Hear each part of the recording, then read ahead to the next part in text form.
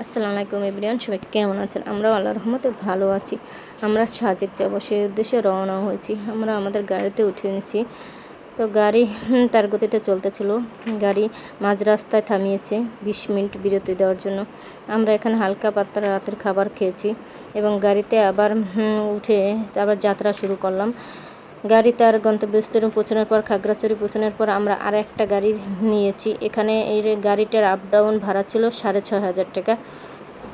আমরা গাড়িতে ওঠার পর গাড়ি তার ধীরগতিতে চলতেছিল এবং আমরা বেশ উঁচু নিচু পাহাড় উপভোগ করতেছিলাম। গাড়িটি কিছু দূর আসার পরে এখানে থামিয়েছিল। এখানে বলছে যে 2.5 থেকে 3 ঘন্টা এখানে থাকবে। তো আমরা আমাদের পাহাড়ি ফল ফ্রুট খেতেছিলাম এবং এখানে সৌন্দর্য উপভোগ করতেছিলাম। এখানে আপনি রিজনেবল প্রাইজের ভিতরে ফল ফ্রুট খেতে পারবেন। এখানে দেখেন কত গাড়ি এসে ভিড় জমেছে, বাইক, এই গাড়ি চাঁদের গাড়ি, তারপরে সিএনজি ইত্যাদি অনেক গাড়ি এসেছে। এখানে এসে সবাই দাঁড়িয়ে থাকবে। এই যে অনেক গাড়ি ভিড় জমেছে দেখেন। তো এখানে আমাদের প্রায় 8টায় গিয়েছিলাম, প্রায় 10টা বেজে আসছে, তারপর গাড়ি ছাড়ছিল না। তো 11টার দিক দিয়ে বললো যে গাড়ি এখন ছেড়ে যাবে। সেনাবাহিনীর গাড়ি চলে আসছে। সেনাবাহিনী আমাদের গাড়ি আগে যাবে, তাই তাদের গাড়ির পিছনে আমাদের যেতে হবে।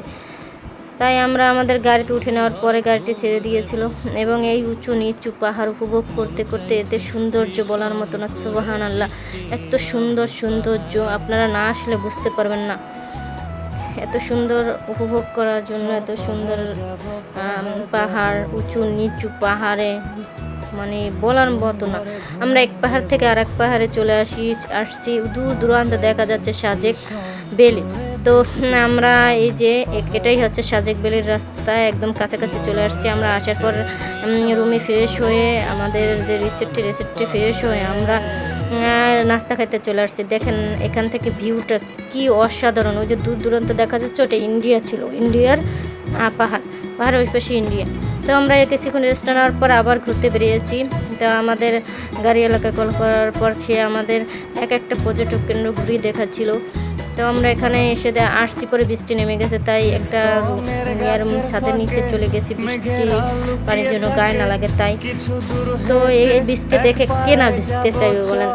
তো ওই যে দূর দূরতে মেঘ চলে আসতেছে, আমাদের খাট এসে মেঘ চলে যাচ্ছে, যা দেখে এত মায়াবী, এত সুন্দর তা আপনাকে বলে বুঝতে পারবো না। যে কত দূরে মেঘ দেখা যাচ্ছে দেখছেন, পাহাড়। তো আমরা রাতে ঘুমানোর পর সকালে উঠে দেখি যে 4টা বাজে, যে তাই মেঘ আমাদের হাতের নাগালে, অসাধারণ। তো এটা আমাদের রিসোর্ট রুম ছিল, এটার ভাড়া ছিল 5,500 টাকা এক রাত। আমরা আগে কাজ করে দেখি, আপনারা যারা তার আগে কোনো রুম তাই না হলে আমাদের বাইরে থাকতে হবে। আমরা যেখানে সেখানে অনেক মানুষ, অসাধারণ মেঘ ভ্যালি।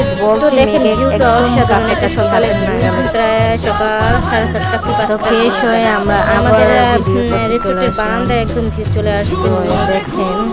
দেখেন হাতের নাগালে মেঘ। সুবহানাল্লাহ, যতগুলা আপনি চোখে না দেখলে বিশ্বাস করবেন না।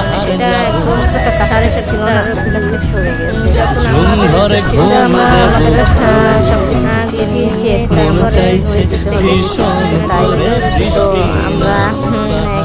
হালকা ফুলকা নাস্তা করে আমার হাজব্যান্ড